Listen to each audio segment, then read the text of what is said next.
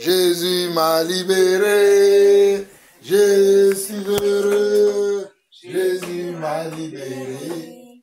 Chantons gloire, alléluia, gloire, alléluia, gloire, alléluia. Il m'a libéré, je suis heureux, Jésus m'a libéré, je suis heureux, Jésus m'a libéré, je suis heureux, Jésus m'a libéré. Chantons gloire, alléluia, gloire, alléluia, gloire, alléluia. Il m'a libéré, je suis heureux, Jésus m'a libéré, je suis heureux, Jésus m'a libéré, je suis heureux, Jésus m'a libéré. Chantons gloire, alléluia, gloire, alléluia, gloire, alléluia.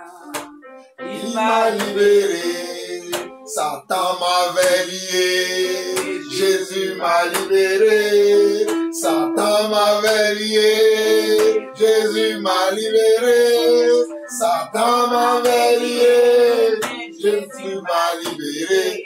Chantons gloire, alléluia, gloire, alléluia, gloire, alléluia, il m'a libéré.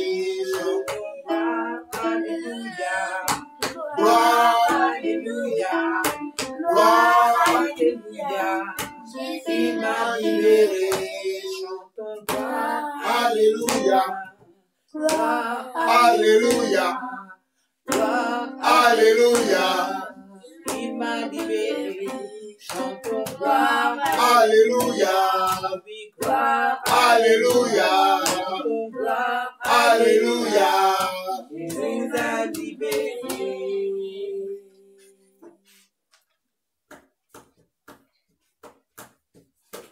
Prépare-toi, mon frère, prépare-toi, ma soeur, Jésus revient pour nous enlever. Jésus revient pour nous enlever. Prépare-nous, mes frères, prépare-nous, mes sœurs, Jésus revient pour nous enlever. Jésus revient pour nous enlever. Préparons-nous, mes frères, préparons-nous, mes sœurs, Jésus revient pour nous enlever. Préparons-nous, mes frères, préparons-nous, mes sœurs, Jésus revient pour nous enlever. Jésus revient pour nous enlever. Oui, Jésus revient pour nous enlever. Jésus revient pour nous enlever. Oh, Jésus revient pour nous enlever. Oh, Jésus revient pour nous enlever. Il revient, il revient pour nous enlever. Il revient il revient, il revient pour nous enlever. Prépare-toi, mon frère, prépare-toi, ma sœur, Jésus revient pour nous enlever. Jésus revient pour nous enlever. Jésus revient pour nous enlever. Jésus revient pour nous enlever. Oh, alléluia, alléluia, alléluia. Seigneur notre Dieu, nous voulons te bénir. Seigneur notre Dieu, nous voulons t'adorer. Seigneur notre Dieu, nous voulons t'exalter. Seigneur notre Dieu, nous voulons te magnifier. Seigneur, merci pour la bonne santé que tu as donnée à chacun d'entre nous. Merci Seigneur Dieu pour ta paix, ta joie dans nos vies. Merci Seigneur Dieu pour ta paix dans nos cœurs. Merci Seigneur Dieu pour le pain quotidien, ta manne Seigneur Dieu, que tu permets que nous puissions avoir chaque jour dans nos assiettes. Merci Seigneur Dieu parce que tu permets également que nous puissions avoir de l'eau, alléluia, pour boire sur nos tables. Seigneur, merci, merci, parce que tout cela est un don de Dieu, est un cadeau qui vient de toi.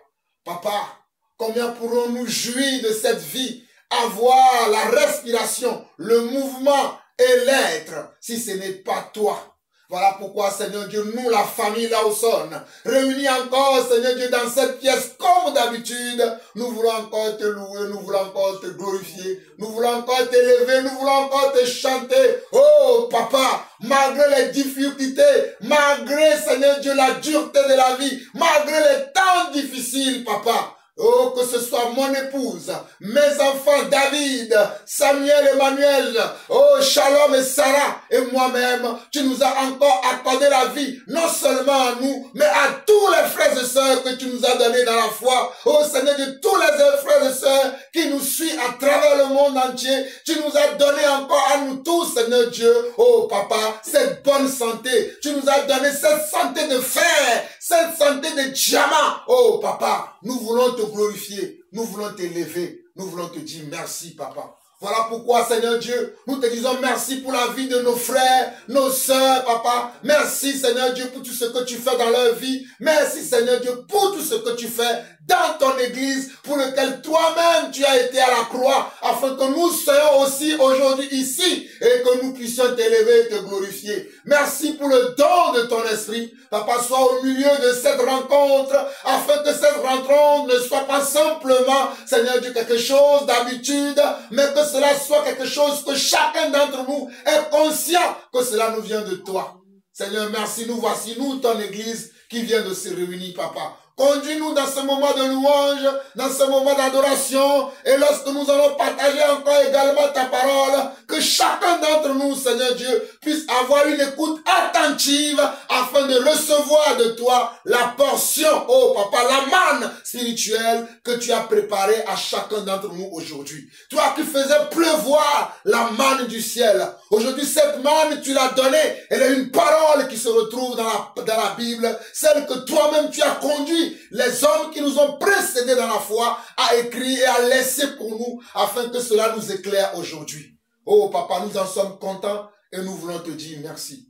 Conduis-nous pendant ce moment d'adoration, Père. Sois béni, sois élevé au nom de Jésus-Christ. Amen, amen et amen. Seigneur, je t'aime et je t'adore. Tu es digne d'être loué. Seigneur, je t'aime et je t'adore.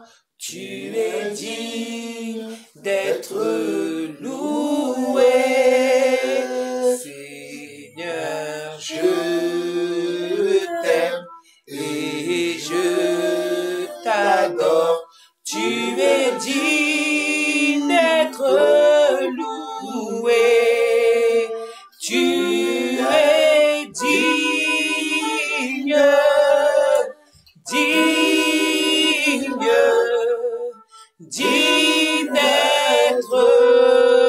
loué.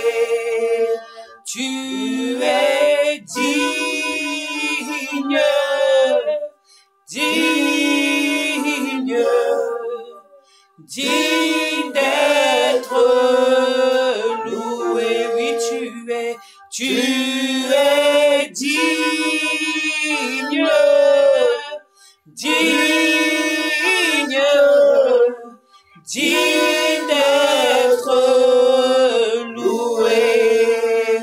Tu es digne, digne, digne d'être loué. Seigneur, Je t'aime et je t'adore. Tu es digne d'être loué. Seigneur, je t'aime et je t'adore. Tu es digne d'être loué. Seigneur, je t'aime et je t'adore. Tu es digne d'être loué. Tu es digne, digne, digne d'être loué. Tu es digne, digne, digne d'être loué. Oui, tu es digne, digne, digne d'être loué. Tu es digne,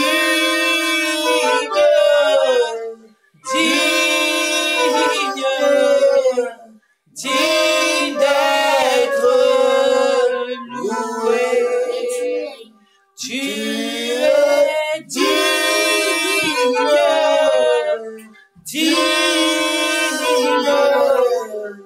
digne d'être loué. Tu es digne,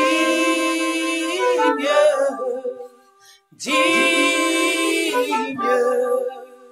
digne d'être loué.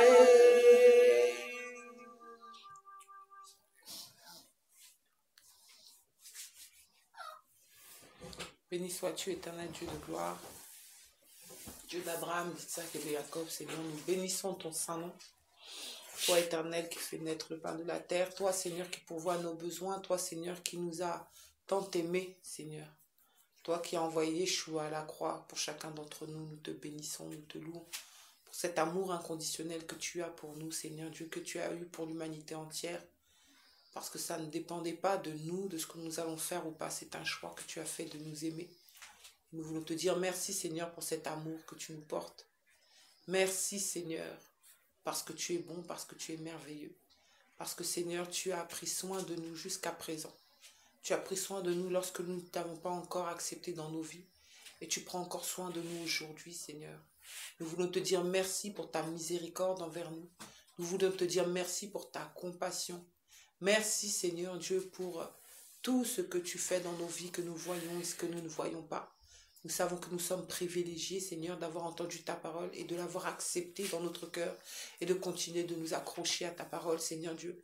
Malgré les vents contraires, malgré la difficulté de vivre sur cette terre, Seigneur, malgré les oppositions, Seigneur, tu permets qu'on continue, Seigneur Dieu, à s'accrocher à toi, à s'accrocher à ta parole, à s'accrocher, Seigneur Dieu, à tes promesses, Seigneur. Merci de nous avoir fait participants des promesses que tu as données à notre Père Abraham dans la foi, Seigneur. Merci d'avoir fait de nous, qui étions l'olivier sauvage, un olivier franc, Seigneur Dieu. De nous avoir fait greffer, de nous faire participer, Seigneur, à cette même cime, Seigneur Dieu, à cette même essence, Seigneur Dieu, que tu as offert au peuple d'Israël, Seigneur. Béni sois-tu, Adonai, et toi le Dieu tout-puissant, créateur du ciel et de la terre. Nous te disons merci, Seigneur, pour tout ce que tu veux encore cet après-midi nous donner. Tout ce pourquoi tu veux encore ouvrir nos yeux, nous rapprocher de toi, nous perfectionner. Merci pour la manne qui va être donnée aujourd'hui, Seigneur Dieu.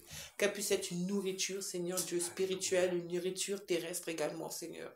Pour que nous puissions croître tel des arbres plantés près d'un courant d'eau, afin de donner du fruit, Seigneur Dieu, en temps convenable, que ce soit la saison ou pas, Seigneur. Que nous portions du fruit pour toi, Seigneur, afin que lorsque tu nous trouves, Seigneur, nous ne soyons pas comme ce figuier, Seigneur Dieu, qui pourtant, ce n'était pas le moment pour lui de porter du fruit, mais tu t'attendais à manger de son fruit, Seigneur. Que nous ne soyons pas comme cet arbre, Seigneur, que nous puissions, Seigneur Dieu, en tout temps, porter du fruit, Seigneur Dieu, pour toi, pour ton royaume, pour, Seigneur, pouvoir être, Seigneur, tes ambassadeurs, pour être, Seigneur, tes serviteurs et tes servantes, Seigneur. Nous te bénissons, nous te louons, nous te disons merci, Seigneur Dieu, pour ce temps de qualité que tu nous offres de partager ensemble en famille, Seigneur. Parce que, Seigneur, il n'y a rien de mieux, Seigneur Dieu, que de pouvoir se rassembler, Seigneur Dieu, pour pouvoir entendre ta parole, Seigneur, parce que c'est la seule vraie nourriture qui est, Seigneur, vraiment, qui ne part pas, en fait, qui demeure. Qu'elle puisse croître en nous, Seigneur Dieu, qu'elle puisse évoluer en nous, qu'elle puisse vraiment nous permettre, Seigneur Dieu, de pouvoir changer, de pouvoir avoir ton caractère, Seigneur. Béni sois-tu, mon Dieu, mon roi. C'est au nom de Yeshua Mashiach que j'ai prié. Amen. Amen. Amen.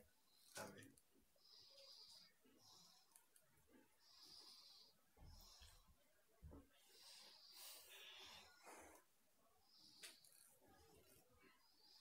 Bénis le Seigneur, ô mon âme. Bénis le Seigneur, ô mon âme. Bénis le Seigneur, ô mon âme. Tout ce qui est en moi, Bénis ton saint nom. Bénis le Seigneur, ô mon âme. Bénis le Seigneur, ô mon âme. Bénis le Seigneur, ô mon âme. Tout ce qui est en moi, bénis ton saint nom. Bénis le Seigneur, ô mon âme. Bénis le Seigneur, ô mon âme. Bénis le Seigneur, ô mon âme. Tout ce qui est en moi, bénis ton saint nom.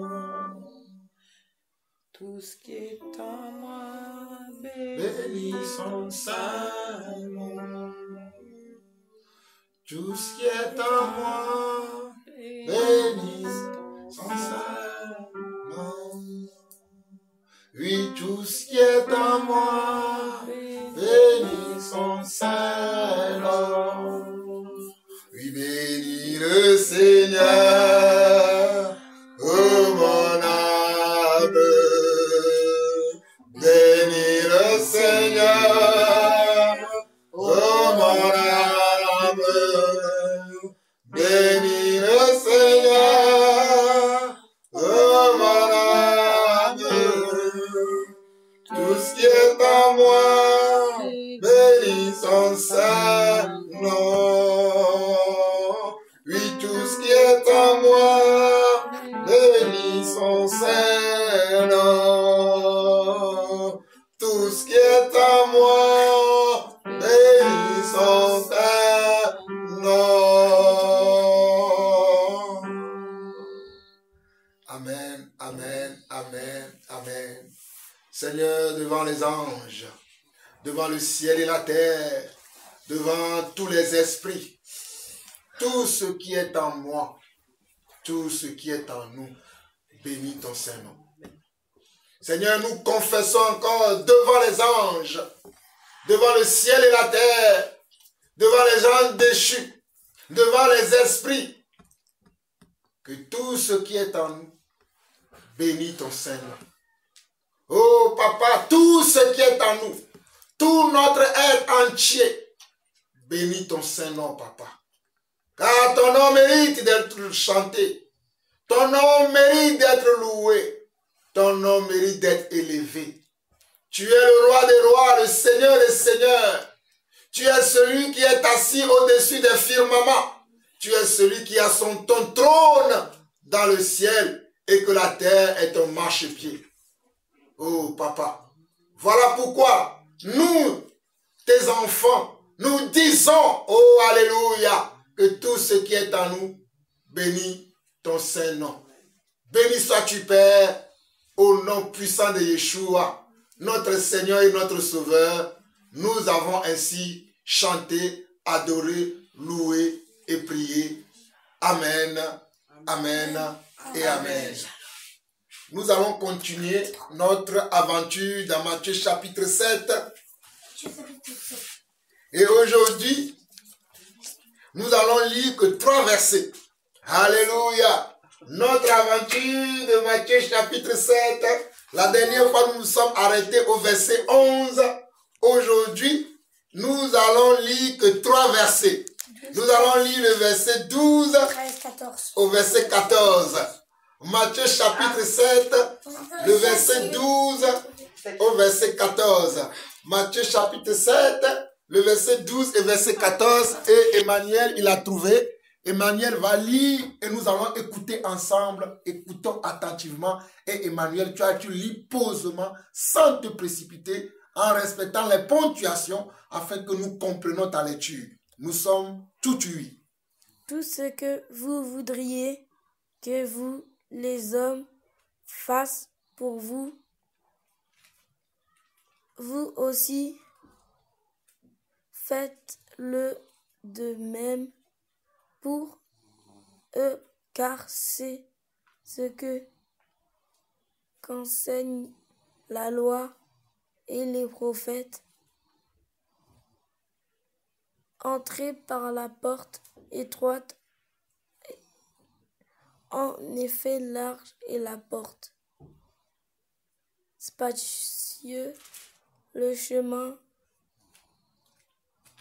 menant à la perdition, et il y en a beaucoup qui entrent par là, mais étroite est la porte, resserrée.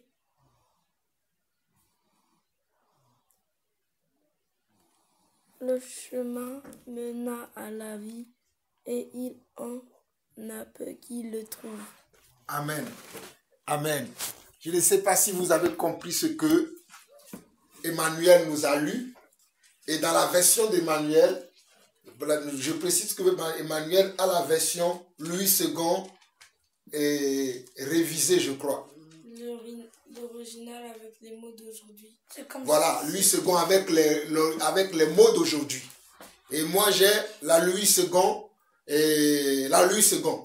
Et dans la Louis II, il dit ceci. Matthieu 7, verset 12 à 14. Tout ce que vous voulez que les hommes fassent pour vous, faites-le de même pour eux, car c'est la loi et les prophètes.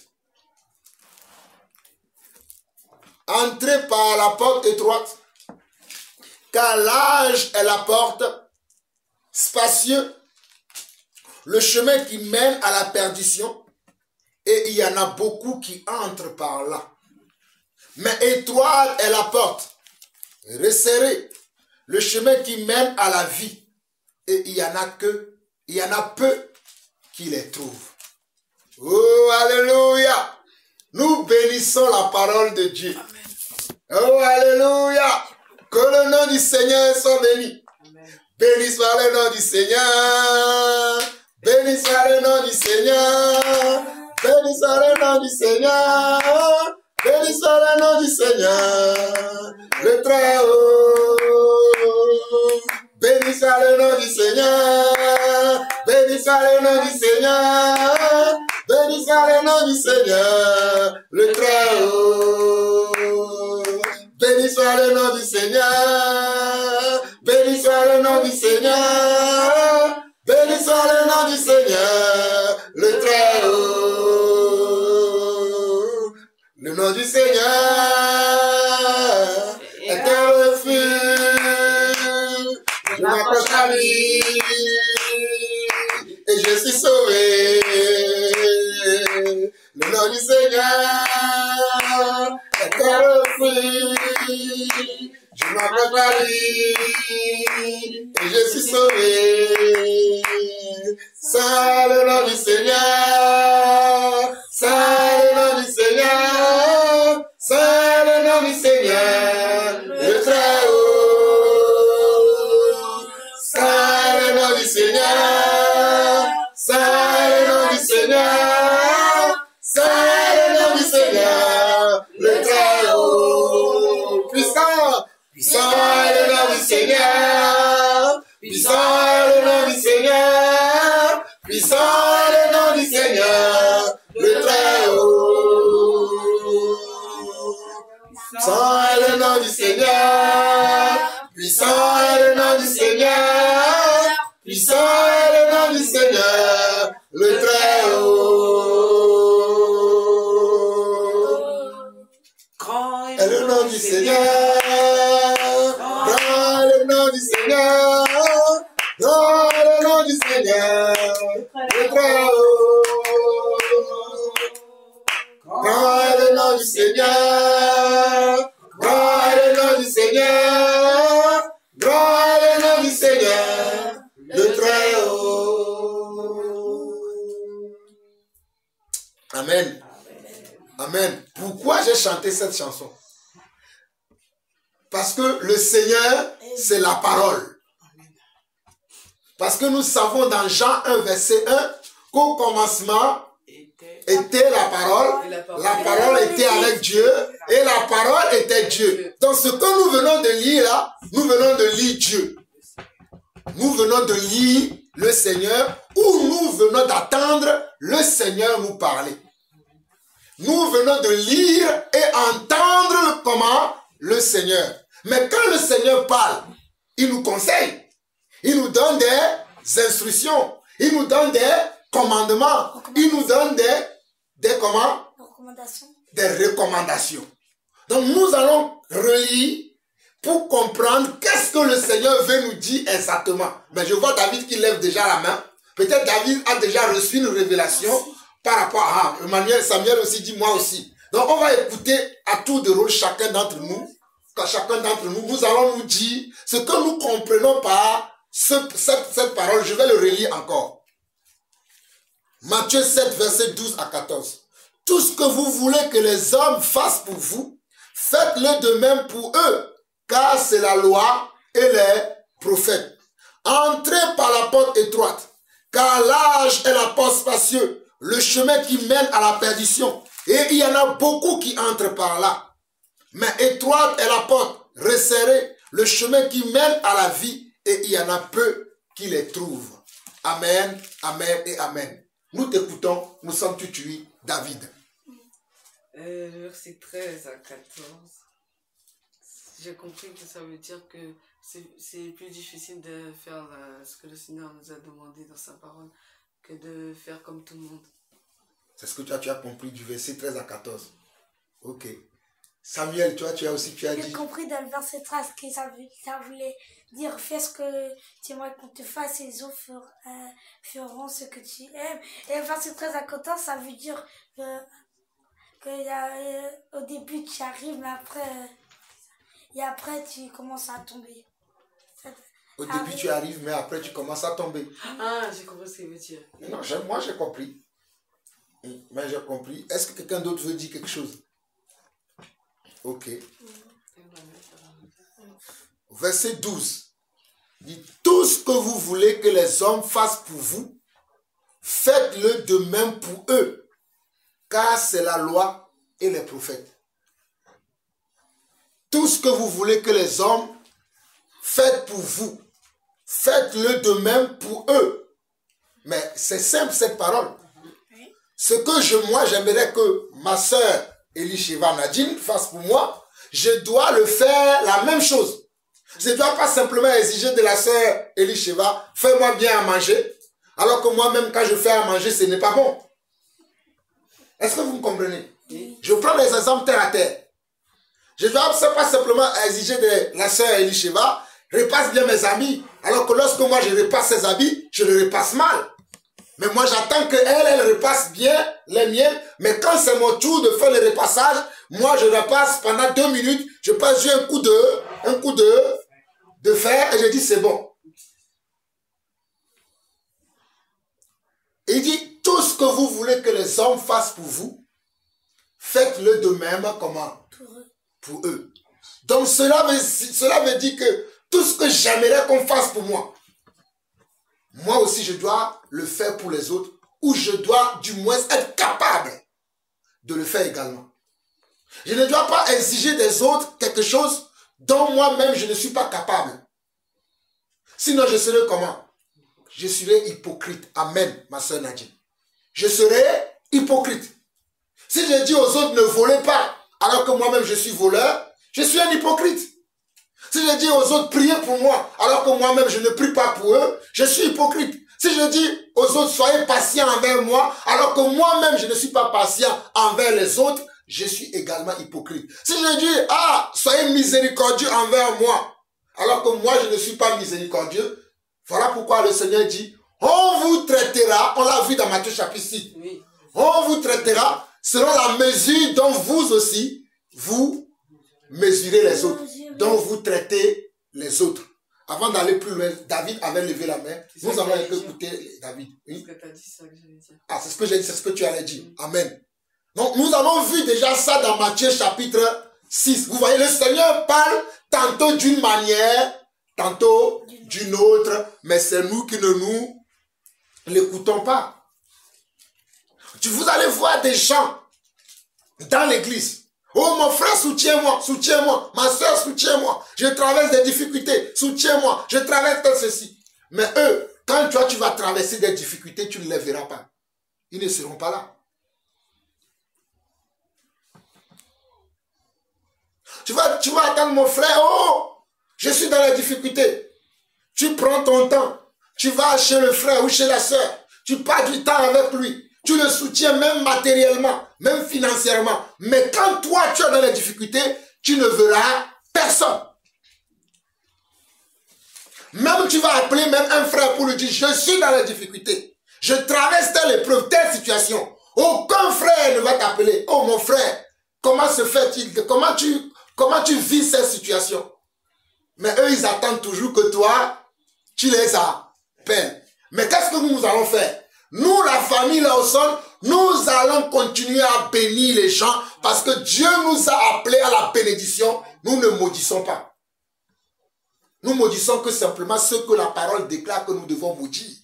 Ceux qui blasphèment contre le Seigneur, eux, ceux-là, ils sont déjà sous la malédiction. Et nous confirmons juste la parole de Dieu par rapport à ce qu'ils ont fait. Mais ceux qui ne veulent pas respecter le verset 12 là, de cette parole de Matthieu chapitre 7, qui dit, tout ce que vous voulez que les hommes fassent pour vous, faites-le de même pour eux, car c'est la loi et les prophètes. Nous allons continuer à le faire. Parce que nous obéissons comment? À Dieu, à la parole de Dieu. Cette parole, c'est la même chose qui est dans Jacques chapitre 2. La loi du talion. C'est la même chose qui est dans Jacques chapitre 2. Vous voyez que les Écritures, s'accordent. Les Écritures s'accordent. Vous voyez? Tout à l'heure, maman et moi, nous chantions. Nous nous accordons. Tantôt, elle hausse la voix. Tantôt, c'est moi qui baisse. Elle hausse la voix. C'est ça ce qu'on appelle l'accordon. L'accordement. On s'accorde pour chanter et pour louer le Seigneur. Je dis, ce que nous avons lu ici, nous l'avons déjà vu parce que nous avons déjà étudié Matthieu chapitre 6. Vous voyez? Donc, ce que tu n'aimerais pas qu'on te fasse, toi non plus, tu ne dois pas le faire aux autres. Et ce que tu aimerais qu'on te fasse, c'est ce que toi aussi, tu dois faire aux autres. Qui sont les hommes aujourd'hui? C'est nous. Quand la Bible dit ici, tout ce que vous voulez que les hommes, on n'a pas dit tout ce que vous voulez que les animaux fassent pour vous. Parce que les animaux ne peuvent rien pour nous. Ce sont les hommes qui vont agir vers nous. Ce sont les hommes qui ont le mouvement, la respiration et l'être comme nous. Qui sont dotés des sens, des 5 sens de la vie. Ils ont comment? L'ouïe, ils ont l'odorat, ils ont la vue, ils ont le toucher et ils ont le senti. Ils ont le sens, on ne dit pas le senti, ils ont le sens. Le goût. Ils peuvent goûter quelque chose et dire ça c'est bon et ce n'est pas bon. Amen. Ils ont l'ouïe. L'ouïe c'est quoi? C'est entendre. L'odorat c'est quoi? C'est sentir. Ils ont la vue, c'est voir. Ils ont le goût, c'est la langue. Et ils ont le toucher, c'est toucher avec leurs mains. Et la Bible, oh, la parole dit, si vous avez goûté, le goût, si vous avez goûté que la parole est comment? Est bonne, comment? Accrochez-vous à cette parole. Elle fera de vous comment? Des victorieux. Voilà pourquoi il est écrit dans Josué 1, verset 8, que ce livre de la loi ne s'éloigne point de ta bouche, médite-la nuit et jour et agis. On n'a pas dit simplement de la méditer. Beaucoup de personnes sont dans la méditation, mais peu de personnes sont dans la pratique. Voilà, merci ma soeur Nadine. Josué 1 verset 8, Samuel, lis-moi ça. Josué 1 verset 8, c'est très important. Dans tout ce que tu... Non, commence dès le début. Josué 1 verset 8, ne lis pas la suite, lis toute la phrase. Josué 1 verset 8.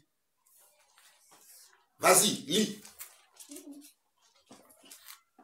On commence à partir du verset du dessus.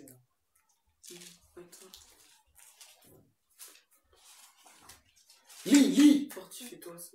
Fortifie-toi seulement et aie bon courage en agissant fidèlement selon toute la loi que Moïse, mon serviteur, t'a prescrit. Ne te détourne ni à droite ni à gauche afin de réussir tout ce que tu entreprendras. Amen. C'est dans quelle version ça? Non, c'est bon, il a pas lu le bon. Que ce livre de la loi ne s'éloigne point. Tu mets tes lunettes, hein, Samuel. C'est quel verset? Josué 1 verset 8. J'ai bien dit Josué 1 verset 8. Ah oui. Mets tes lunettes. Tu ne veux pas mettre tes lunettes. Voilà pourquoi tu lis à l'envers. Tu lis à moitié. Mets tes lunettes. Verset 8. Ça. Josué 1 verset 8. Lis ça, lis David. Que ce livre de la loi ne s'éloigne point de ta bouche, mais-il le jour et nuit, pour agir fidèlement selon tout ce qui est écrit, car c'est alors que tu auras du succès dans tes entreprises, c'est alors que tu réussiras. Amen. Je suis quand même intelligent, hein. Ce verset, je le connais par cœur. Samuel, il m'a lu un truc, il dit, qu'est-ce qu'il lit, le gars? Comme il ne trouvait pas, je vais te lire au début du verset 7 jusqu'à... Regarde dans ma Bible, elle est soulignée, ce passage. Je le connais par cœur. Donc, mets tes lunettes, c'est Samuel. Je lis encore Josué 1, verset 8, qui dit ceci. Que ce livre de la loi ne s'éloigne point de ta bouche, médite le jour et nuit, pour agir fidèlement selon tout ce qui est écrit. On n'a pas dit selon une partie de ce qui est écrit, mais selon tout ce qui est écrit. C'est la même chose que nous lisons dans Matthieu chapitre 7, verset 12. Tout ce que vous voulez que les hommes, on a dit tout. On n'a pas dit une partie des choses que vous voulez que les hommes fassent pour vous. Est-ce que vous comprenez? Il y a des gens, comme ils aiment que les gens leur fassent de la bonne nourriture, vous allez voir, quand vous allez chez eux, ils vont vous faire que de la bonne nourriture. Si vous voulez manger là, croyez-moi, vous allez manger, vous-même vous direz, la soeur là, en tout cas pour la cuisine là, elle a une grâce spéciale. Mais quand c'est le moment maintenant d'intercéder, vous n'allez pas voir le frère, la soeur ni le frère.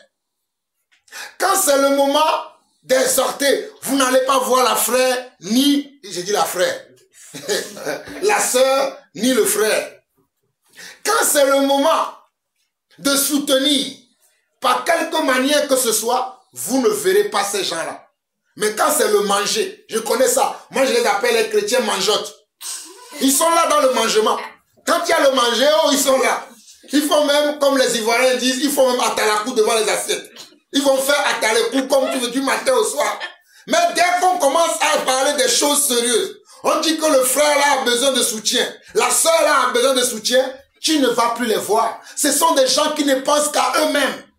Ils ne pensent qu'à leur intérêt. Ils ne pensent pas à l'intérêt des autres. Mais quand nous regardons Josué 1, verset 8, il est écrit que ce livre de la loi, le livre de la loi c'est quoi? C'est la parole de Dieu. Voilà pourquoi j'ai chanté tout à l'heure, béni soit le nom du Seigneur, béni soit le nom du Seigneur, béni soit le nom du Seigneur. Parce que le nom du Seigneur, c'est ça que nous voyons ici. Le Seigneur, c'est l'Esprit. Et là où est le Seigneur, c'est là où il y a la liberté. Les gens prétendent qu'ils ont la liberté alors qu'ils ne sont même pas libres. Ils sont encore esclaves du monde. Ils sont encore esclaves du péché. Ils sont encore esclaves de ce qui a triomphé sur eux. Ils sont encore dans la masturbation. Ils sont encore dans le vol. Ils sont encore dans les mensonges. Ils sont encore dans les médisances. Ils sont encore dans la médiocrité, pour ne citer que cela. Ils ne s'aiment même pas. Ils vont t'appeler frère Jean-Paul, je t'aime. Mais dans le je t'aime là qu'ils ont dit là, ils t'ont placé un piège. Ils vont t'appeler frère Jean-Paul, soutiens-moi. Mais dans le soutien qu'ils te demandent là, ils espèrent que tu fasses un faux pas et ils vont aller dire, voilà, je vous ai dit que ce n'est pas un véritable homme de Dieu. Voilà ce que je lui ai dit, voici ce qu'il m'a transmis. Mais je rends grâce à Dieu que Dieu, en tout cas, quant à ce qui me concerne, moi, Dieu me montre toujours les faux frères, ceux qui sont encore dans cet esprit-là. Ceux qui veulent simplement qu'on fasse pour eux et qu'eux, ils ne veulent pas faire pour les autres là. Dieu me les montre toujours. Ils peuvent se cacher, peu importe. Mais Dieu me les montre toujours afin que je sache comment je dois marcher avec eux.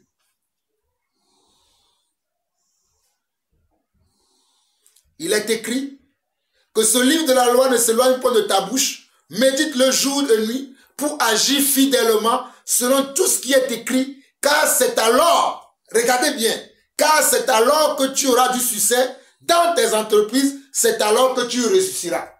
Les gens me voient, je réussis. Ils ne comprennent pas pourquoi j'ai réussi. Mais pourquoi j'ai réussi? C'est parce que j'agis fidèlement selon ce qui est écrit dans la parole de Dieu. J'ai réussi, ils vont penser que mais attends, c'est pourtant facile. C'est pourtant très facile. Le Seigneur dit de méditer comment? Jour et nuit. La parole de Dieu, vous me connaissez. Des fois, ce matin, je me suis réveillé vers 4 heures. J'étais assis là. On a prié. Après, avec maman m'a rejoint. On est resté jusqu'à 8 heures. De 4 heures à 8 heures, nous étions assis dans le canapé ici. Ça, les autres ne voient pas. Hein. Mais quand la bénédiction va arriver, ils vont grincer les dents. Moi, je bénis le nom du Seigneur. Il y a un travail à faire pour que dans le monde, on dit qui ne tente rien n'a rien. Des fois, il y a certaines choses que les gens disent dans le monde qui sont vraies.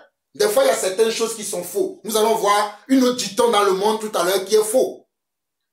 Nous allons le voir dans les versets qui vont suivre. Mais la Bible dit dans ce passage de Josué 1, verset 8, il dit que ce livre de la loi ne s'éloigne point de ta bouche. Médite le jour et nuit pour agir fidèlement selon tout ce qui est écrit. Et comme je vous disais tout à l'heure, il y a beaucoup de gens dans la méditation. Méditez là. Ils sont même des pros. Oui, tu avais déjà dit après, mais quand c'est après, qu'ils lisent, et après quand on les appelle, après ils lisent tout le temps. Mais ils ne comprennent pas ce qu'ils lisent. Ça, c'est encore autre chose. Ceux qui lisent, qui ne comprennent pas, là, c'est encore autre chose. Je veux parler de ceux qui lisent, qui comprennent, mais qui n'agissent pas. Parce que comment quelqu'un peut agir sans comprendre? Ça, je peux comprendre. Mais il y en a des gens, ils méditent la parole jour et nuit, ils comprennent même quand ils t'appellent. C'est même eux qui t'enseignent. Tu dis, oh, mais regarde comment le frère là m'enseigne. Oh, regarde comment la soeur là m'enseigne. Ah, mais c'est fortifiant. C'est édifiant ce qu'elle me dit. Mais quand la soeur va agir, tu vas dire, mais non, mais attends. Celle qui m'a fortifié, qui m'a édifié hier, c'est elle qui agit comme ça. Vous voyez? Il y a une différence entre la théorie et la pratique. La soeur m'a appelé. Mon frère, fortifie-toi. Prends courage. Le Seigneur est avec toi. Le Seigneur te soutient. Mais quand moi j'ai besoin de soutien, la soeur n'est pas là. Le frère n'est pas là. Vous-même m'accompagnez dans la prière. Bon, moi je vois même mon cas. Parce que moi je suis quelqu'un, ce n'est pas prétentieux, mais je demande rarement aux gens de prier pour moi. Ou bien je vais rarement appeler quelqu'un pour lui dire, tu sais, Ce mois-ci, je suis déjà à moins 500 000 sur mon compte. Je suis déjà à moins... C'est rare de me voir faire ça. Parce que j'ai confiance au Dieu qui m'a appelé. Je sais vivre dans le peu et je sais vivre quand il y a beaucoup. Quand même je suis malade, vous-même qui êtes dans cette maison, vous me voyez, même quand je suis malade, qu'est-ce que je fais? Je continue de prêcher Jésus. Parce que je sais que c'est dans ma faiblesse que sa force va agir. Mais comme la Bible me dit, pour que je ne sois pas prétentieux, un orgueil devant les gens, je demande toujours, priez pour moi. Comme mon prédécesseur, l'apôtre Paul. Mais je vais solliciter certains frères, certaines sœurs, leur parler des problèmes des autres frères que nous avons dans le Seigneur. Est-ce que tu peux soutenir ce frère, cette sœur-là dans la prière? Tu vas entendre certains, ils vont te dire, moi je ne suis pas là pour les problèmes des autres. Moi-même j'ai déjà des problèmes. Mais comment veux-tu que ton problème change si toi tu ne prends pas à cœur les problèmes des autres? Voilà pourquoi Jésus a dit, vous allez mourir dans vos péchés. Parce que vous ne voulez pas prier pour les autres, mais vous voulez qu'on prie pour vous. Vous ne voulez pas écouter les autres, mais vous voulez qu'on vous écoute. Mais à un moment donné, on ne t'écoutera pas toi non plus. Parce que tu seras jugé de la manière dont tu juges les autres. Nous serons jugés de la même manière où nous jugeons les autres. Nous serons mesurés de la même manière dont nous mesurons les autres. Mes frères, on n'est su que sur le verset 12. Hein. Mais regardez tout l'enseignement que Dieu nous donne. Que sur le verset 12 de Matthieu chapitre 7. David, relis encore ce passage de verset 12 de Matthieu chapitre 7. Il y a beaucoup de leçons à prendre par ce verset. Tout ce que vous voulez que les hommes fassent pour vous, faites-le de même pour eux, car c'est la loi et les prophètes. Car c'est quoi? La loi et les prophètes. Aha. Les gens ne comprennent pas la loi et les prophètes. La loi, c'est ce qui a commencé quand Dieu avait créé l'humanité. Après quelques temps, après que Dieu a détruit le premier monde et qu'il a donné encore la vie au nouveau monde par lequel il a sauvé 8 hommes, Noé et sa famille. Quelque temps après, il a donné la loi. À qui? À Moïse. C'est pas à Moïse que la loi est arrivée dans le peuple. Dieu a vu que les hommes ont bafoué la loi. Il a envoyé les prophètes. Pour que ce qui a été bafoué dans la loi, les prophètes puissent ramener le peuple à ce que Dieu veut. Et voilà pourquoi Dieu nous dit que tout ce que vous voulez que les hommes fassent pour vous, faites-le aussi de même pour eux. C'est simplement la loi. Vous avez tout accompli. Voilà pourquoi Josué 1 verset 8 dit, médite ce livre de la loi, ce livre de la loi qui est la Bible, de Genèse en Apocalypse, médite le jour et nuit. Mais il n'a pas arrêté simplement dans la méditation. Parce qu'aujourd'hui, tout le monde est un donneur de leçons. Tout le monde est quelqu'un qui exhorte. Tout le monde connaît. Dès que tu veux parler, non mon frère, je connais déjà ça. Ne te fatigue même pas. Moi, non mon frère, non ma soeur, je connais déjà ça. Ne parle même pas, moi je connais. Mais si tu connais, qu'est-ce qui va me prouver que tu connais? Ta vie, la vie que tu mènes, ton caractère, ton fonctionnement, ta marche dans le Seigneur. Mais tu vois les gens, leur marche est médiocre, est même méchant. Ça veut dire qu'il n'agit pas fidèlement selon ce qui est écrit dans la loi. Voilà pourquoi il ne réussit pas dans leur voie. Et quand je parle de réussite, je ne parle pas d'avoir beaucoup d'argent dans son compte. Je ne parle pas d'avoir beaucoup d'enfants. Je ne parle pas d'avoir une beauté naturelle. Ça, ce n'est pas la réussite selon Dieu. La réussite selon Dieu, c'est que tu sois en paix avec Dieu et en paix avec toi-même. Tant que tu n'es pas en paix avec Dieu, tu peux bien posséder les biens de cette terre. Les hommes même peuvent te crier partout, peuvent faire atalakou devant toi. Tout le monde peut crier ton nom partout. Mais tant que tu ne feras pas la paix avec Dieu, tu n'as pas réussi. Pour Dieu, tu n'as rien réussi. Parce que les gens pensent que c'est parce qu'ils ont beaucoup de diplômes. Ils ont un bon travail. Ils ont un gros salaire. Ah là, ils comprennent, ils disent qu'ils sont bénis. Ils ne sont pas bénis. Tu peux avoir un gros salaire, un bon travail, un bon couple, de beaux enfants. Mais si tu n'agis pas fidèlement selon les Écritures, tu n'as pas réussi. Dieu te dira à la fin, retire-toi de moi, vous qui commettez l'iniquité. La réussite selon Dieu, c'est de marcher fidèlement. Qu'est-ce qui est écrit? De marcher et d'agir fidèlement selon ce qui est écrit. Et il dit, c'est alors que tu auras du succès dans tes entreprises, c'est alors que tu réussiras. Je le lis encore. Que ce livre de la loi, Josué 1, verset 8, que ce livre de la loi ne s'éloigne pas de ta bouche, médite le jour et nuit pour agir fidèlement selon tout ce qui est écrit, car c'est alors que tu auras du succès dans tes entreprises, c'est alors que tu réussiras. Donc, quand le Seigneur nous parle de méditer, la méditation ne doit pas s'arrêter simplement au niveau de la méditation. On doit continuer dans la pratique de ce que nous avons lu. Voilà pourquoi Matthieu 7, verset 12 dit que ce que vous voudriez que les hommes fassent pour vous, vous aussi faites de même pour eux. Ah, tu dis, frère Jean-Paul, achète-moi de la glace. Le frère, il t'achète de la glace. Mais toi, tu n'as jamais acheté de la glace pour le frère. Tu trouves ça normal? Oh, frère Jean-Paul, est-ce que tu peux venir me voir ce soir? Le frère, malgré qu'il est fatigué, il vient. Mais toi, tu ne viens jamais voir le frère. Où est ta vérité là-dedans? Où est la vérité dans ça? Et un jour, tu appelles encore le frère. Le frère ne répond pas. Tu dis qu'il est orgueilleux, il est méchant. Vous-même. Vous voyez? Samuel dit à Emmanuel, Emmanuel, descends la poubelle. Emmanuel descend.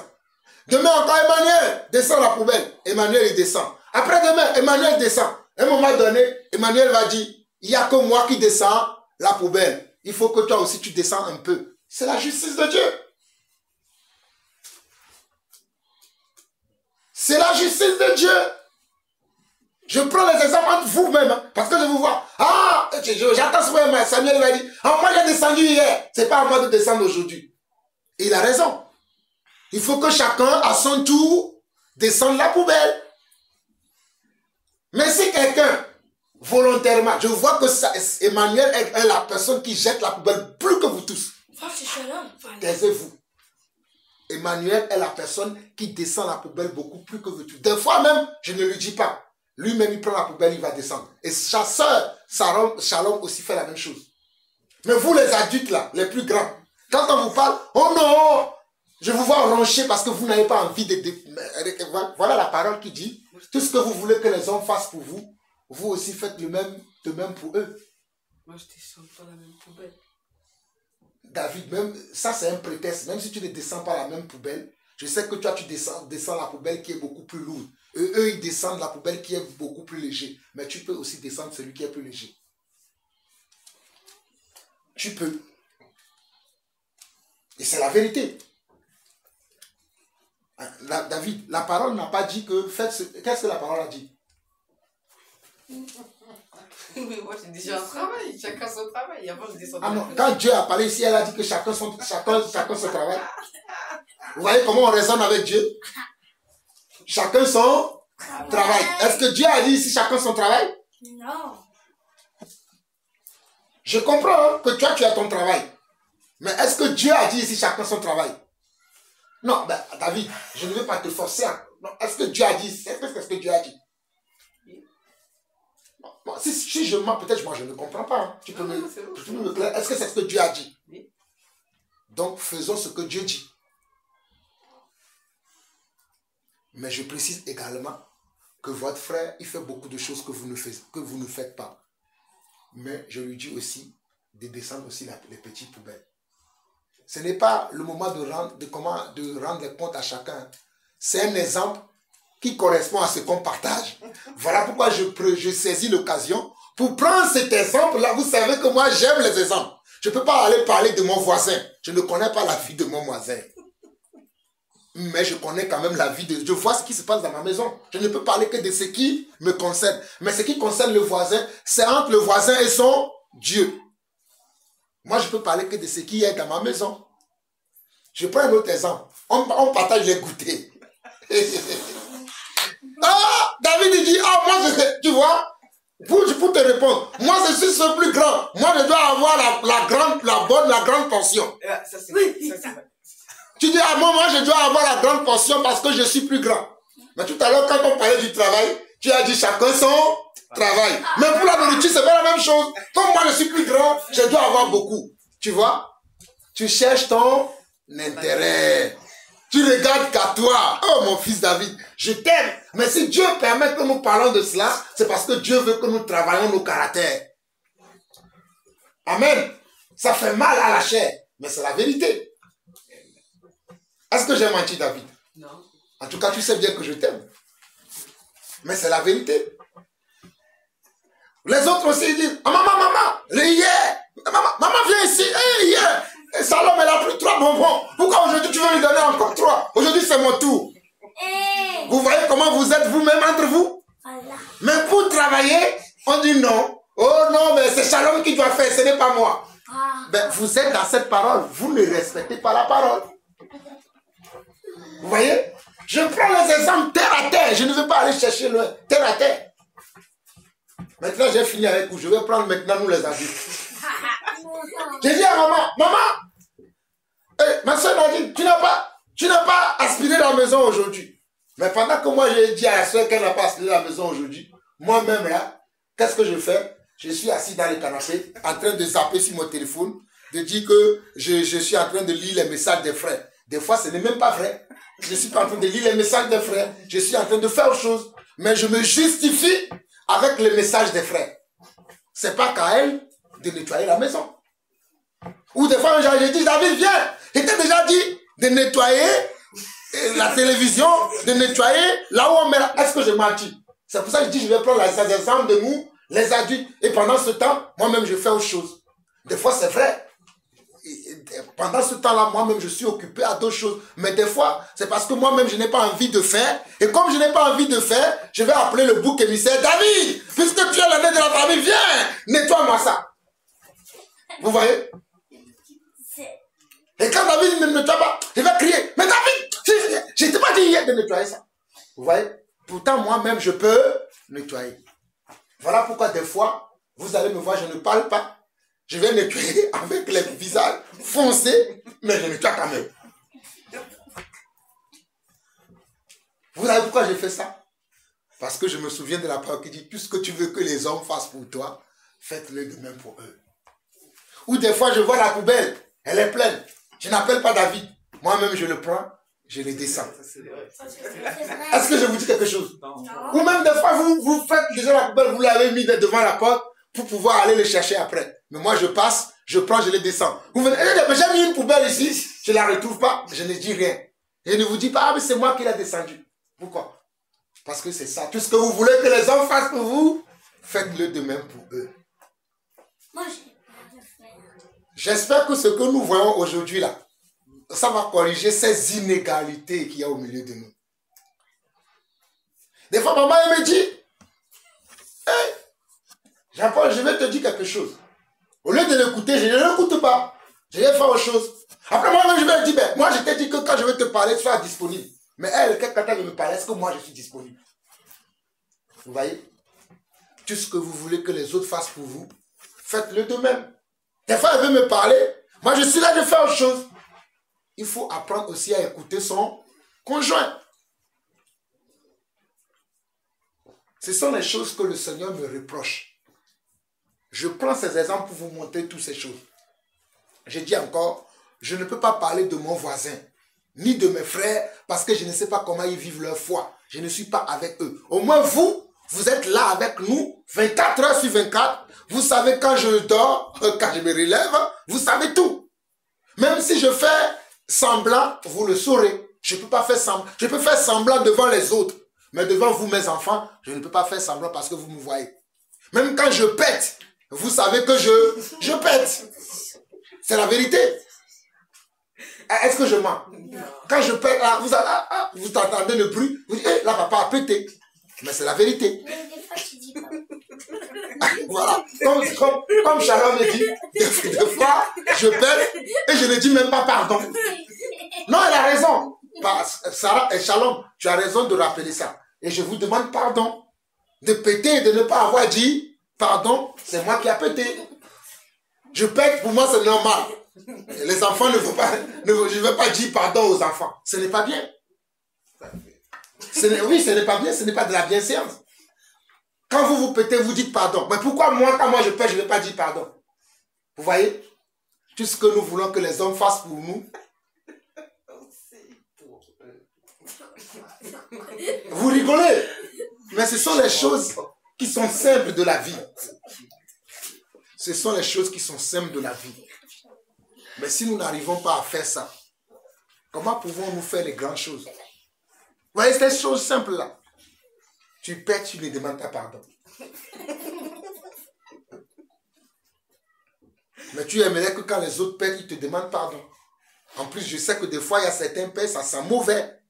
Tellement mauvais. Donc, les gens, ils vont supporter cette odeur-là. Au moins demande-leur pardon. Mais tu ne dis rien. Est-ce que tu trouves ça bien, Sarah? C'est pas bien. Même Sarah dit que c'est pas bien. Même Sarah dit que c'est pas bien. Donc, nous comprenons le verset 12 là. Et comme je vous ai dit que ce que nous avons lu dans Matthieu chapitre 7, verset 12 se trouve dans le livre de Jacques également. Nous l'avons déjà vu dans Matthieu. Je vais vous le montrer simplement dans le livre de Jacques. Jacques chapitre 2, verset 10 et 11. Et même jusqu'au verset 13. Jacques chapitre 2, verset 10 au verset 13. Très rapidement, nous allons lire ça très rapidement. Je lis Jacques chapitre 2, verset 10 et 13. Car quiconque observe toute la loi, mais pêche contre un seul commandement, devient coupable de tous. Vous voyez? Si tu observes toute la loi, mais tu pêches contre une seule loi, tu es coupable pour toutes les autres lois. S'il y a 90%, et il y a 100% de lois, mais tu as respecté 99%, mais 1% de la loi, tu ne respectes pas. Dieu voit aussi les 99% nuls et sans effet, c'est-à-dire qu'ils ne sont pas respectés. Voici comment Dieu juge. Voilà pourquoi je dis que le jugement de Dieu est différent de nous, les jugements des hommes. Vous voyez comment Dieu voit les choses? Parce que Dieu dit ici dans Jacques chapitre 1, verset 10, car quiconque observe toute la loi, mais pêche contre un seul commandement, devient coupable de tous. Alléluia. Et il continue. En effet, celui qui a dit, tu ne commettras point d'adultère, a dit aussi, tu ne tueras point. Or, si tu ne commets point d'adultère, mais tu commets un meurtre, tu deviens transgresseur de la loi.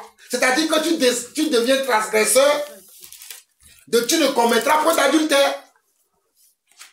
Pourtant, ce n'est pas l'adultère que tu as commis. Ce n'est pas le mensonge que tu as commis. Mais tu deviens transgresseur de la loi. Amen. Il dit, verset 12, parlez et agissez comme devant être jugé par une loi de liberté. C'est une loi de liberté devant laquelle nous devons être jugés. Mais il continue. Car le jugement est sans miséricorde pour qui n'a pas fait miséricorde. La miséricorde triomphe du jugement. Vous voyez? Car la miséricorde, j'aime la parole de Dieu. Car le jugement est sans miséricorde pour qui n'a pas fait miséricorde. La miséricorde triomphe du jugement. Amen. La miséricorde triomphe du jugement. Regardons également dans Matthieu chapitre 12. C'est la même chose qui est écrit aussi là-bas. Matthieu chapitre 12, très rapidement. Après, on va revenir dans Matthieu 7 et nous allons finir. Nous sommes presque à la fin. Il nous reste encore 2-3 choses à voir et puis nous allons finir. Matthieu chapitre 12, verset 35 au verset 37. C'est bien celui-là, maman. Matthieu chapitre 12, verset 35 au verset 37. Ah, le 12, il est là. Matthieu chapitre 12, verset 35 au verset 37. Celui qui a trouvé, il lit. Nadine, tu peux lire, tu as trouvé? Oui. Vas-y, Nadine, tu peux lire. L'homme bon tire de bonnes choses de son bon trésor. Et l'homme méchant tire de mauvais... C'était chapitre... verset combien? Verset 10 au verset 37. 10. Verset 35 au verset 37. L'homme bon tire de bonnes choses de son bon trésor, et l'homme méchant tire de mauvaises choses de son mauvais trésor. Je vous le dis, au jour du jugement, les hommes rendront compte de toute parole vaine qu'ils auront proférée. Je continue. Verset 37. Car par tes paroles tu seras justifié, et par tes paroles tu seras condamné. C'est la même chose que nous voyons dans Matthieu chapitre 7. Vous voyez que la parole de Dieu se concorde. On a lu Matthieu chapitre 7, verset 12. Mais cela a un rapport avec un Josué 1, verset 8. Cela a un rapport avec Jacques 1, verset 10 au verset... Jacques 2 plutôt. Verset 10 au verset 13. Et cela a encore un rapport avec Matthieu 12, verset 35 au verset 37. Je relis encore. On dit l'homme bon tire de bonnes choses de son bon trésor, et l'homme méchant tire de mauvaises choses de son mauvais trésor. Le trésor ici, c'est quoi? C'est notre vie. Le trésor, c'est notre cœur. On dit l'homme bon tire de bonnes choses de son mauvais trésor, c'est-à-dire de sa vie, de son cœur, de ce qu'il a en lui, de son caractère, de sa connaissance. Voilà pourquoi on dit l'homme bon tire de bonnes choses de son bon trésor, et l'homme méchant tire de mauvaises choses de son mauvais trésor. Et le trésor se trouve dans notre cœur. Le trésor de la parole de Dieu, le trésor de la connaissance, de l'intelligence et de la sagesse de Dieu dont nous sommes remplis, c'est rempli de notre, ça y est dans notre cœur. Amen. Et il continue au verset 36. Je vous le dis. Ah, là, Jésus, là, c'est les paroles de Jésus. Hein. Ce sont les paroles qui sont sorties de la bouche du Seigneur. Le Seigneur dit, je vous le dis. Ah, j'aime bien cette parole. Ça veut dire que ne vous trompez pas. Il dit, je vous le dis. Je vous dis comment? La vérité. Moi, j'aime dire la vérité à mes frères. Il dit, je vous le dis. Au jour du jugement, les hommes rendront compte de toute parole vaine qu'ils auront proférée. Oh, qu'est-ce que j'ai entendu des paroles vaines venant des hommes? Des paroles qui n'ont pas de sens. Des paroles qui n'ont aucun sens. Des paroles méchantes. Voilà pourquoi Dieu dit, je vous le dis, au jour du jugement. Ça veut dire qu'il y aura un jugement. Voilà. S'il y a un jugement, ça veut dire qu'il y aura aussi une condamnation.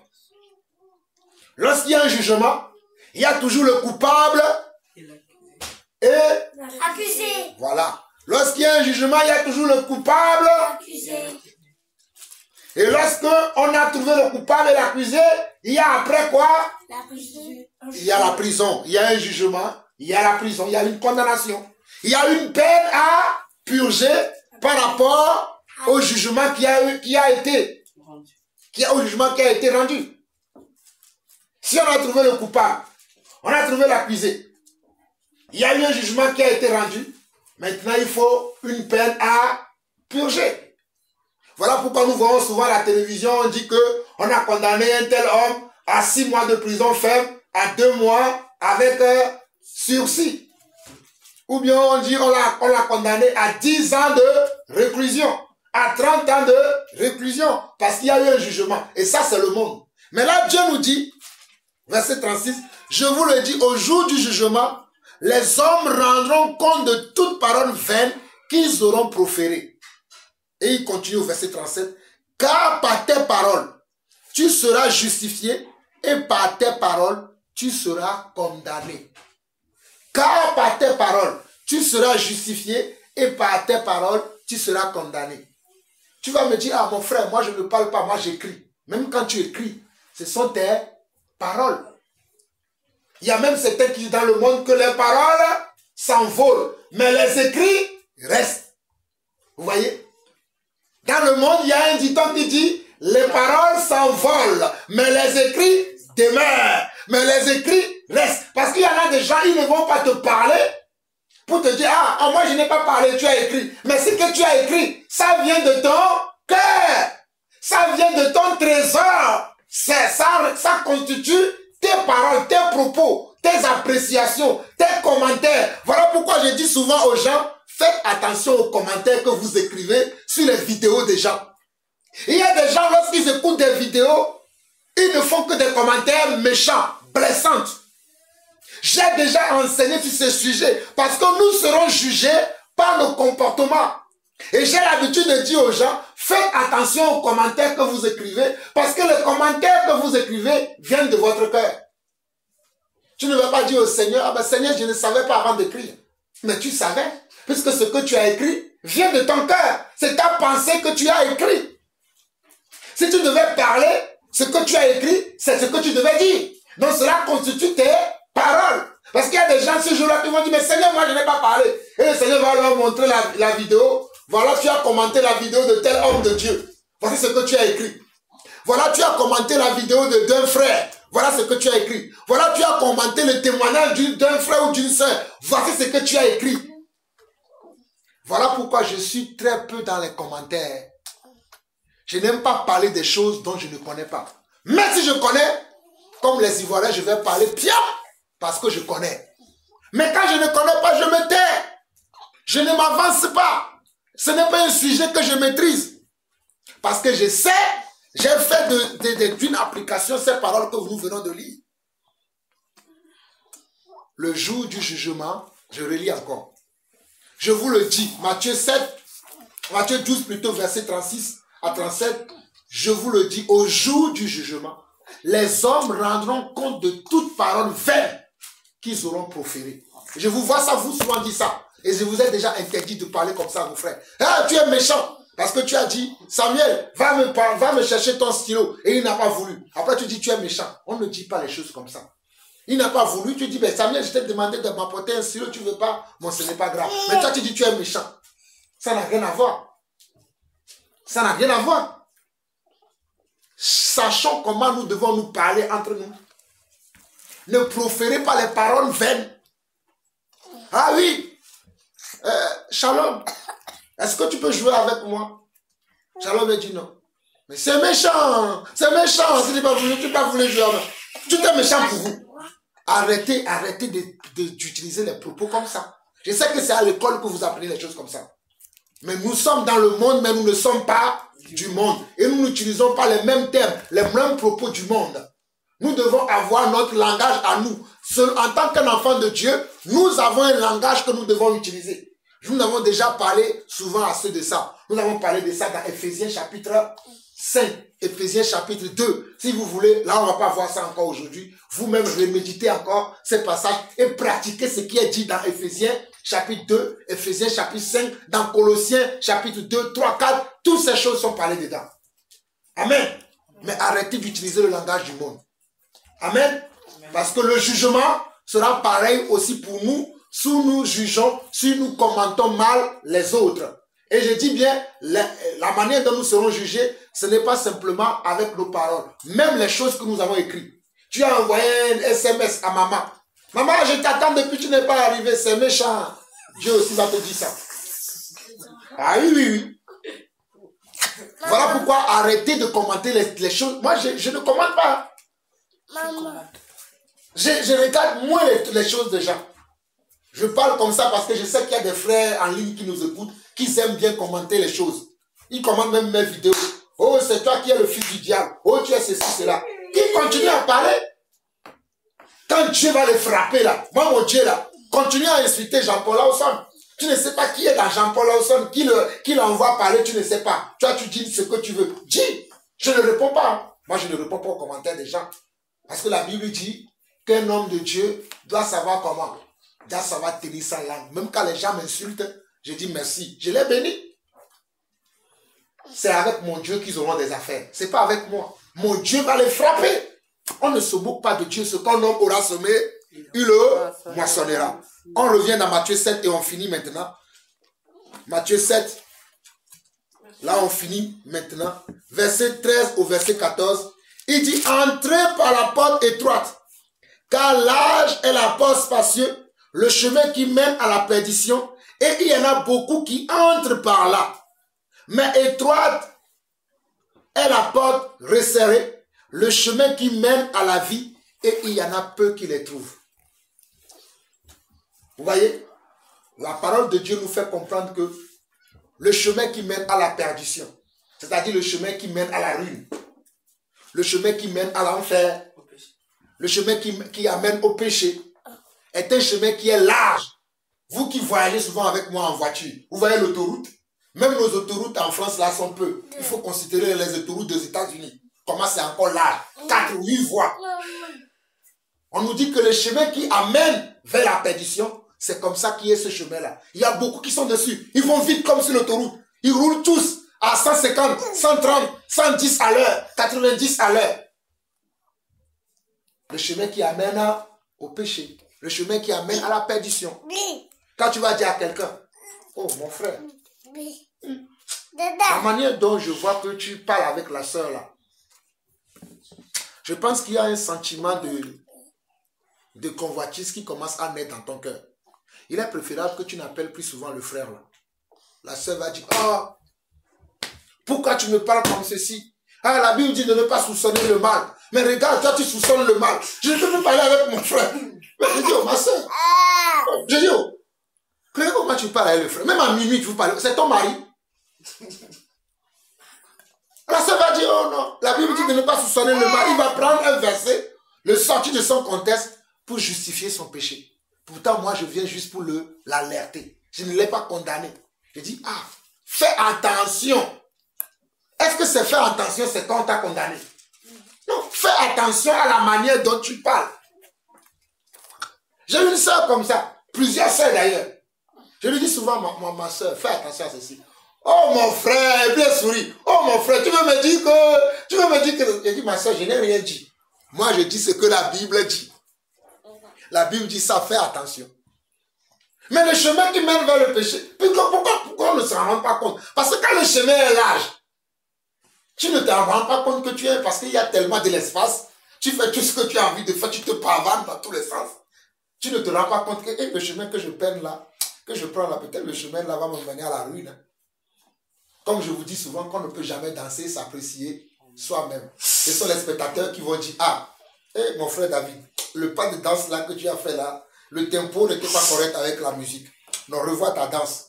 Tu dis, oh non, mais tu es orgueilleux. Toi-même, tu ne sais pas danser, tu veux me dire que moi je ne sais pas danser. Est-ce que c'est ça ce que le frère a dit? Il dit simplement, danse bien, pour que moi je puisse dire, hé mon frère David, là, quand tu danses là, moi je suis dans la joie. Mais tu commences à dire, le frère, il est ceci, la soeur, il est ceci. Alors que la soeur ou le frère n'a dit qu'un seul mot. Mais regarde où tu veux arriver. Tu vas très loin. Vous voyez le chemin qui est large. Mais le chemin qui est étroit, dès que tu veux t'en sortir, paf, tu te sens que tu es à l'étroit. Et tu dis, il faut que je sois dans ma ligne. Vous voyez les coureurs, vous qui aimez regarder les JO. Vous aimez regarder les JO, non? Amen. Je bénis le Seigneur. Vous voyez je vais prendre ceux qui courent le 100 mètres. Le 100 mètres. Chacun doit rester dans sa ligne. Il y a une ligne. Voilà, merci ma soeur. Dans son couloir. Même jusqu'à l'arrivée, si tu cours et après tu te retrouves dans le couloir de l'autre, tu es disqualifié, tu es éliminé. Je prends les exemples du monde. Et chacun doit courir dans cette ligne-là, jusqu'à arriver. C'est là, à l'arrivée, si tu arrives le premier, le médaille d'or t'est réservé. Et tu vas monter sur le podium et on va chanter l'hymne national. Amen. Celui qui est deuxième aussi, il va monter sur le podium, il va avoir le médaille d'argent. Lui aussi, on va lui chanter l'hymne national de son pays. Ah bon, lui, on ne chante pas parce qu'il est que deuxième. Le troisième aussi, il n'a rien. Non, il a le médaille de bronze, mais il n'a pas l'honneur d'écouter son hymne national. Il n'y a que le premier qui monte sur le podium. Souvent, je vois les gens, ils mettent la main sur la poitrine, et on chante l'hymne national de leur pays, ils sont contents. Et ça, ce sont les récompenses du monde. Vous voyez? Ça, ce sont les récompenses du monde. Imaginez les récompenses que nous allons avoir au ciel. Là-haut, là-haut, je verrai mon sauveur là-haut, là-haut, tout là-haut, je verrai mon sauveur là-haut, je verrai mon sauveur là-haut, là-haut, je verrai mon sauveur là-haut, je verrai mon sauveur là-haut, là-haut, je verrai mon sauveur là-haut, je verrai mon sauveur là-haut, là-haut. Je verrai mon sauveur là-haut. Je verrai mon sauveur là-haut, là-haut. Je verrai mon sauveur là-haut. Mon sauveur va me préparer un plan. Là-haut. Mon sauveur va me préparer un lieu. Je verrai mon sauveur là-haut. Je verrai mon sauveur là-haut.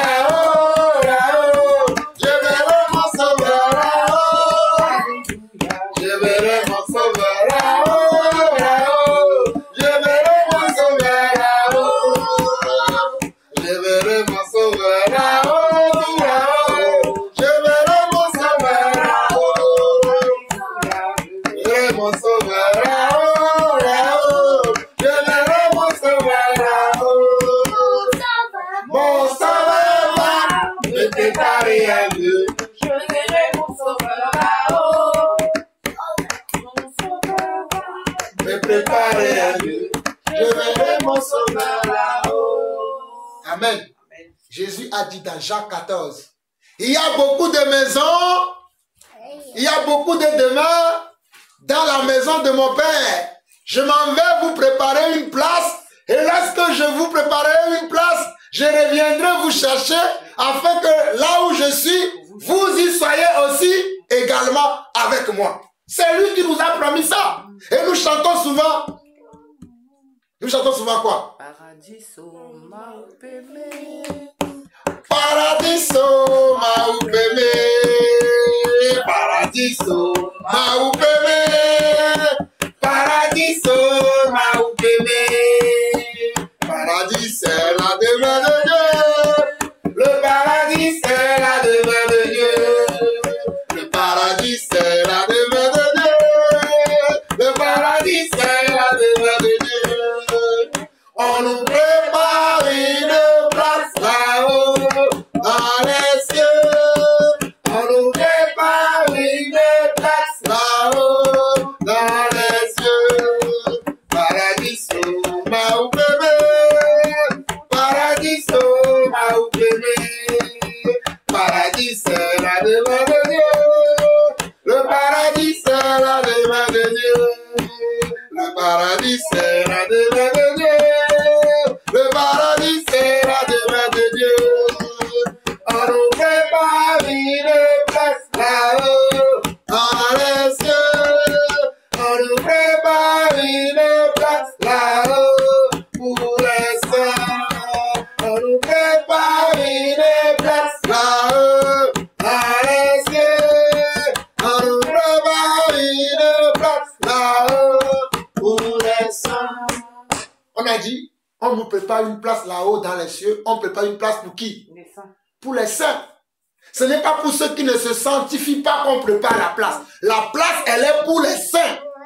Et pour ceux qui se sanctifient. Et pour ceux qui se préparent pour aller à ce lieu qu'on appelle la demeure de Dieu. Qu'on appelle le paradis.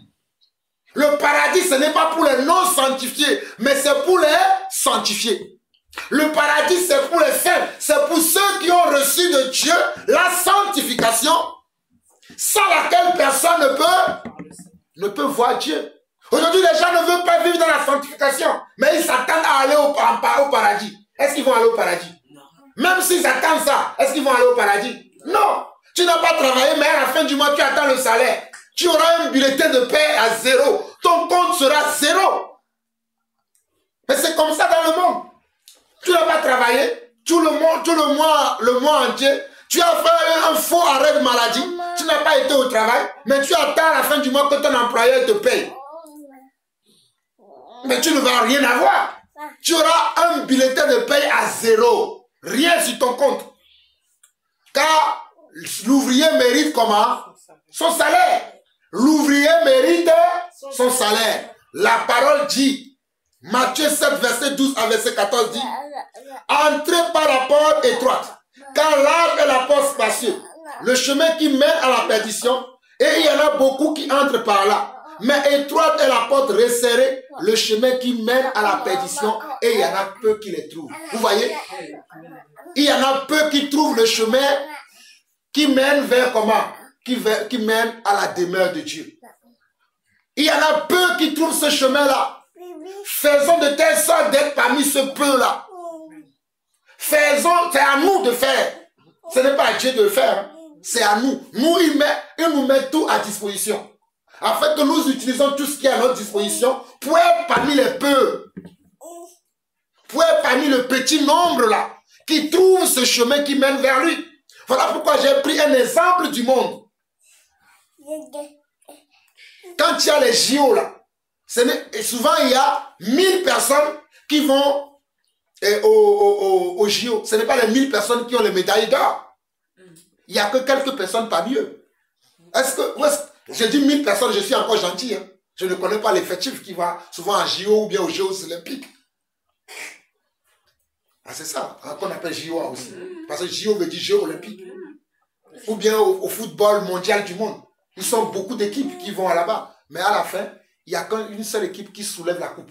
Une seule équipe. Mais pourtant, au départ, ils étaient nombreux. Pourtant, au départ, ils étaient comment? Nombreux. Voilà pourquoi la Bible dit, beaucoup sont appelés, mais peu sont élus. On va lire ça et on finit aujourd'hui. Matthieu 24. Matthieu 24. Oui, Matthieu 24. Matthieu 24. J'ai pas Matthieu 24. Si. Alors c'est combien? Attends, j'arrive.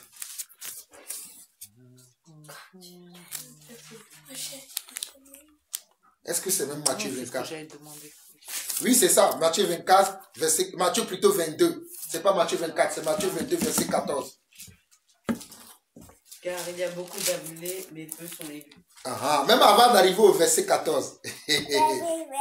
Bon, on reste au 14, sinon on va beaucoup traîner. Car il y a beaucoup d'appelés et peu sont élus. Peu d'élus. Vous voyez? Il y a beaucoup d'appelés, mais il y a comment? Peu d'élus. Aujourd'hui, tout le monde dit je suis appelé. Tout le monde dit je suis serviteur de Dieu. Tout le monde dit je suis pasteur. Mais c'est faux, tout le monde ne peut pas être pasteur. Tout le monde dit je suis apôtre. Tout le monde non plus ne peut pas être apôtre. Tout le monde dit je suis enseignant de la parole. C'est faux. Tout le monde ne peut pas être enseignant de la parole. Il y a certains que Dieu a appelés, ils sont des enseignants. Il y a d'autres, ils sont comment? Des élèves, ils doivent écouter les autres enseigner. Eux, ils ne peuvent pas être dans l'enseignement. Ils doivent écouter. Mais ils veulent aussi être enseignants. Voilà pourquoi ils enseignent les choses qui ne sont pas vraies. Parce qu'ils ne sont pas à leur place. Ils usurpent la place des autres. Dans une entreprise, est-ce qu'il y a beaucoup de chefs? Il y a un seul chef. Est-ce que dans une entreprise, on t'a embauché dans l'entreprise, toi tu veux dire, bon, moi aussi je vais être chef. Mais on t'a juste embauché. Tu es salarié. Mais tu dis, non, moi aussi je veux être chef. Moi je ne comprends pas les gens. On t'a embauché dans une entreprise pour que tu sois juste salarié. Tu fais une carte de visite, tu dis, Jean-Paul Lawson, PDG de la CNAV. Mais tu es menteur. Tu n'es pas le PDG, il y a déjà un PDG. Toi, tu dois mettre Jean-Paul Lawson, comptable à la CNAV. Parce que c'est ton poste. Mais aujourd'hui, les gens n'aiment pas leur poste. Ils préfèrent, ils jalousent, ils convoitent le poste de l'autre. Et quand tu vas leur dire, ils vont dire que tu es méchant. J'accepte que je suis méchant. Ils veulent être comme nous, alors qu'ils n'ont pas l'appel d'être comme nous. Quand les gens la parlent, on dit, mais je ne sens rien à ce qu'il dit. Mais quand toi tu parles, on voit que tu es appelé pour ça. Peu de personnes peuvent être comme ça. Voilà pourquoi Dieu dit, Matthieu 22, verset 14, Il y a beaucoup d'appelés, peu sont élus. On voit le dernier passage qui dit la même chose dans 1 Timothée. Même chose de Matthieu 7, 12, verset 14 là. Il y a un passage aussi qui le dit dans 1 Timothée chapitre 2. 2 Timothée chapitre 2. Et nous finissons aujourd'hui par là. 2 Timothée chapitre 2. 2 Timothée chapitre 2. Nous allons lire du verset 1 au verset 5. Toi donc, mon enfant, fortifie-toi dans la grâce qui est en Jésus-Christ, et ce que tu as entendu de moi en présence de beaucoup de témoins, confie-le à des hommes fidèles, qui soient capables de l'enseigner aussi à d'autres. Souffre avec moi comme un bon soldat de Jésus-Christ.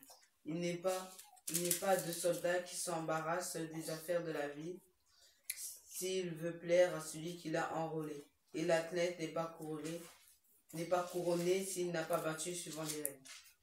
Vous avez vu? Est-ce que c'est moi qui ai écrit la Bible? Non. La Bible existait avant que moi je sois né. Mais regardez ce que la Bible dit. Je relis encore pour une bonne compréhension pour nous tous.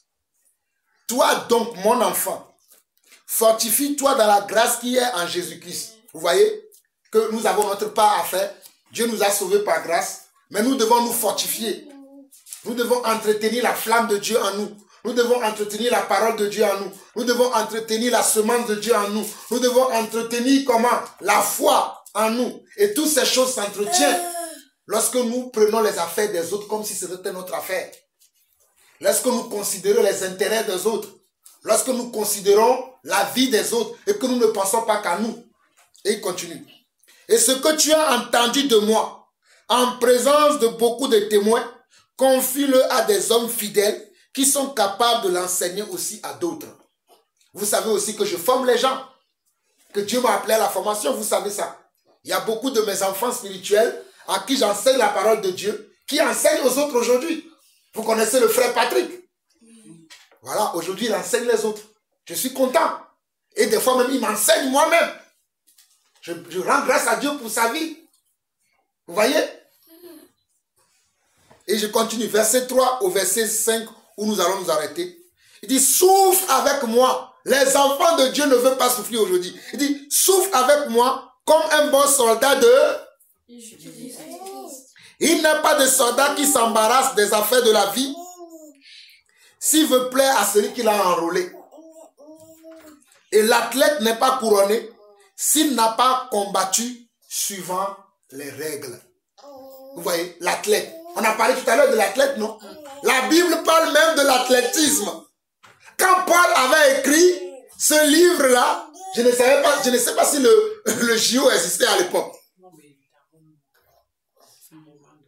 Donc comme il était déjà à Rome déjà il y avait ce genre de choses qui se faisaient où on couronnait les gens. Voilà pourquoi Paul écrit, l'athlète n'est pas récompensé s'il n'est pas combattu selon les règles de la course. Il y a des règles de la course. Et c'est pour ça que dans le royaume de Dieu, il y a aussi des règles. Il y a aussi des commandements. Il y a aussi des préceptes. Il y a aussi comment des lois que nous devons respecter. Mais les gens ne veulent pas respecter ces lois. Mais ils s'attendent à avoir la couronne. Est-ce qu'ils auront la couronne? Non. Est-ce qu'ils auront la couronne? Mais non. Voilà pourquoi Paul dit dans 2 Timothée encore. Je bénis le Seigneur parce que Dieu me donne encore un autre passage. 2 Timothée 4. 2 Timothée 4. Verset 5 à 8. 2 Timothée 4, verset 5 à 8 qui dit ceci. Mais toi, sois sobre en toutes choses. Supporte les souffrances. Fais l'œuvre d'un évangéliste. Remplis bien ton ministère. Voilà pourquoi j'aime bien remplir mon ministère. Il continue. Car pour moi, j'essaie déjà des libations et le moment de mon départ approche. Paul sentait un moment que la fin de sa mission sur terre est déjà arrivée. Et il dit, j'ai combattu le bon combat. On doit combattre le bon combat, pas le mauvais combat. Il y en a qui combattent le mauvais combat. Mais nous ne devons pas être dans le mauvais combat. Paul dit, j'ai combattu le bon combat, j'ai achevé la course. Vous voyez, quand il y a les JO, il y a les gens qui commencent à courir, ils ne font même pas la moitié des chemins, ils abandonnent. Éliminés avant. Avant d'arriver. Oh Seigneur, aide-nous, éliminés avant l'arrivée. On a commencé la course, on a fait siffler. Ils ont commencé à courir, ils ont fait 10 mètres, paf, ils sont arrêtés. Tu vois, ils titubent comme ça. Ils vont sur le côté. Ils ne continuent plus la course pour arriver jusqu'à l'arrivée. Ils sont éliminés devant. Ils sont éliminés devant l'arrivée. Ils ne sont même pas encore arrivés, mais ils sont déjà éliminés. Donc ils courent. Il reste 5 minutes, il reste juste 5 mètres pour arriver. Ils tombent par terre. Ils restent là-bas. Les autres viennent les dépasser. Ils dépassent et ils passent devant. Lui, il reste à terre. Éliminé. Avant l'arrivée. On ne va pas dire, bon, comme il est arrivé, il est juste à 1 mètre. Peut-être il est même juste à 10 cm de l'arrivée. On va dire, bon, on te donne quand même la course. On te donne quand même la couronne. C'est ce qu'on dit. Voilà pourquoi la Bible dit également dans Matthieu, les derniers seront les derniers seront et les premiers seront les. Voilà. Tu peux partir premier. Hein. Tout le monde de la classe va dire, lui tout le temps là. Dès qu'on commence là, il est premier. Lui tout le temps là. Mais c'est l'arrivée qui compte. La fin. La fin vaut mieux que le. Oui. C'est l'arrivée qui compte. Voilà pourquoi quand les gens ils critiquent, ils parlent là aujourd'hui là, je les regarde, je les dis simple, je ne dis rien. On va voir l'arrivée. L'arrivée là, c'est l'arrivée là dans le monde, c'est les hommes qui jugent. Et ils jugent selon la chair. Ils ne jugent pas selon l'œil de Dieu. Vous comprenez? Mais à l'arrivée là, le maître de la course même lui-même il sera là. Oh Seigneur, je bénis encore ton nom pour ce message. Je suis en train de parler aux autres, mais je me parle à moi-même. Oh my God. Le jour là, l'arrivée là, le Seigneur sera là. Et il va dire, regardez, il y a Jean qui arrive. Bravo Jean, bravo. On prend une couronne, on met sur la tête de Jean, on va pas l'arriver. Moi, je vais être de la première fois. Là, tu m'as motivé. Hein. Lorsque j'étais sur terre, tu m'as motivé, Paul. Bravo. Paul prend sa couronne. On va bien arriver. On va dire, oh, mon frère Pierre. Il va dire, c'est lui Pierre. Bravo. On lui met une couronne, on le met là. Je vois Étienne arriver. On dit, Étienne. C'est lui qu'on a lapidé. On dit, Étienne. Voilà la couronne de vie, il prend. On regarde Jacques qui arrive. On dit, Jacques. Je veux dire, mon frère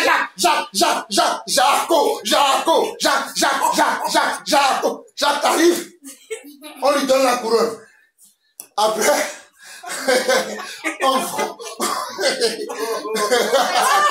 c'est tellement lamentable quoi. C'est tellement lamentable. On voit. Oh Seigneur, aie pitié de nous. Seigneur, aie pitié de nous, quoi. Seigneur, aie pitié. Seigneur, aie pitié de nous. On voit Judas Iscariote arriver. On le voit, il titube. Il est là avec un porte-monnaie dans la main, il titube, il arrive. On le voit. Le Seigneur dit, toi va là-bas. Et ses fils spirituels le suivent. Ses fils spirituels aussi le suivent. On leur dit tous, allez là-bas, là où il y a des pleurs et des grincements de dents. Regardez comment on rigole. On rigole avec ces histoires. Hein. Mais c'est comme ça que ça va se passer le jour-là. Le maître de la moisson lui-même, il sera là pour la récolte. On a beaucoup rigolé. Mais ne voyons pas ces choses comme si c'était que des histoires. Vivons ces choses comme si c'est des choses qui vont se passer devant nous demain. Demain n'est pas loin. Voilà pourquoi la Bible dit que si vous attendez sa voix aujourd'hui, n'endurcissez pas vos cœurs. Je pense que beaucoup d'entre nous maintenant même là, nous avons besoin de repentance. Nous avons besoin de prier. J'en ai fini. Repentons-nous sincèrement. Que chacun prie selon ce qu'il a dans son cœur. N'ayez pas honte de prier devant les hommes. Car Dieu dit également que celui qui n'a pas honte de moi devant les hommes, moi aussi je n'aurai pas honte de lui devant mon Père qui est dans les cieux. Que celui qui a des oreilles pour entendre, entend ce que l'Esprit dit à son Église. Amen, nous allons prier. Que chacun prie selon son cœur.